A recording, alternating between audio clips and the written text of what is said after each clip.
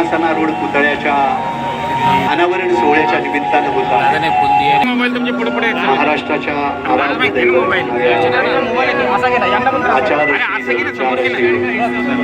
धर्मशील अशा पुण्यवंत नीतिवंत जाणता राजाला छत्रपती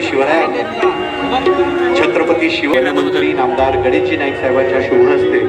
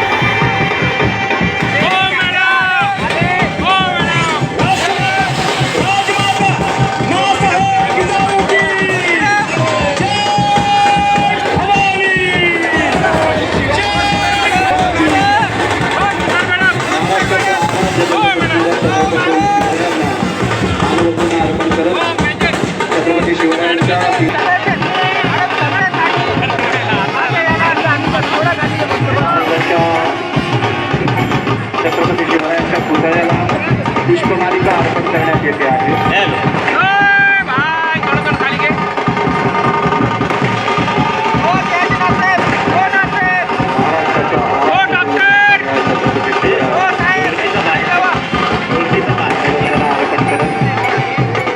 कसा संघर्ष यासाठी लागलेला आहे?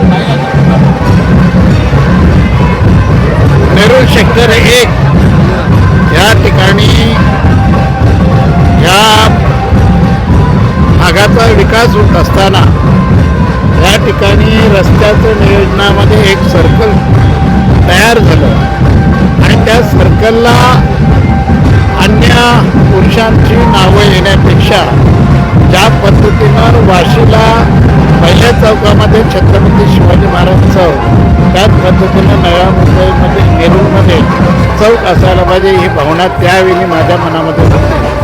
ग्रामपंचायतीचे माजी सरपंच अरुण सुतार यांच्या कालखंडामध्ये मी शाखा प्रमुख असताना त्यावेळी माझ्या सहकार्यांच्या वतीनं या ठिकाणी शिवाजी चौक म्हणून हा नामफलक लावला गेला। 95 ते 96च्या कालखंडामध्ये महानगरपालिकेच्या दप्तरी या ठिकाणी नोंद व्हावी म्हणून शिवाजी महाराज चौक याचं नामकरण त्या पद्धतीनं केलं गेलं आणि मग त्यावेळी ह्या चौकामध्ये एक पुतळा महाराजांचा असायला पाहिजे ही भूमिका त्या ठिकाणी घेतली। सातत्यानं त्या ठिकाणी पत्रव्यवहार केला। त्यावेळी मला या नवी मुंबई शहराचं त्या ठिकाणी महापौरपद म्हणून मिळालं। त्यावेळी माझ्या कालखंडामध्ये या शिवाजी चौकाचं कशा पद्धतीनं सुशोभीकरण असायला पाहिजे हे श्रीयुक्त पवार यांच्याकडनं एक नकाशा मागवला आणि त्या अनुषंगानं त्या ठिकाणी नियोजन केलं गेलं। पहिल्या प्रथम 50 लाख या ठिकाणी महापौर स्वेच्छा निधीमधून मी त्या ठिकाणी दिलं आणि अन्य परिसराचं सुशोभीकरण केलं। त्यानंतर प्रशासनाने माझ्याच कालखंडामध्ये पुतळा बसवण्यात शहासन रूढ झालेला पुतळा त्या ठिकाणी बसवण्याचा प्रस्ताव आणला आणि त्याची पूर्तता झाली। आज त्या पुतळ्याचं अनावरण झालं। मनाला अतिशय आनंद झालेला आहे। आज निश्चित स्वरूपामध्ये नेरूळच्या इतिहासामध्ये नेरूळच्या एक मुख्य चौकामध्ये ज्यावेळी या पुतळ्याचं दर्शन होईल त्यावेळी निश्चित स्वरूपामध्ये प्रत्येक मराठी माणूस नाही तर प्रत्येक भारतीयाला त्या ठिकाणी अभिमान वाटेल अशी आशा वाटते।